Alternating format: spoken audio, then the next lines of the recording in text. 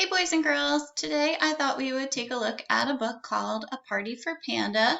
It's by Anna Keyes and it's about a a panda who lives in the zoo and is having a birthday. So before we get started, I wanted to talk about some of the words that might be a little bit tricky in the story. Maybe you got these, that's awesome. But if you're not sure, let's just take a look real quick at some of the words that we might come across. So first one, kind of easy, a bossy R. We know that UR is one of our Curtis, Bertha, and Shirley sounds, and UR says So this word is, you got it, fur. Our little panda friend has some black and white fur. How about this one? Looks like a longer word. Looks like we might have some trouble with this one.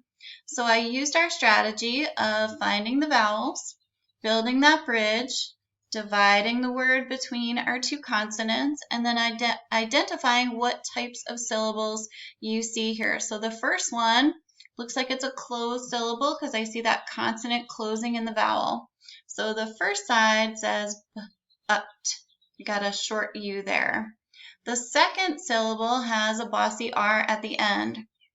And just like we said with fur, IR, ER, UR, they all say that sound. So now we have tur. So we have butter. So something's going to happen with butter in this story. And then we have this guy. So this guy, I crossed out the last letter there because that's actually a silent letter. We're not going to pronounce that B in this word. I also put a line over top of the I to let you know that this is a long I. Long I is when I said this alphabet name. So this word is climb. All right. So let's take a look at our book, A Party for Panda. And I'm just going to turn the pages this time and let you read it on your own.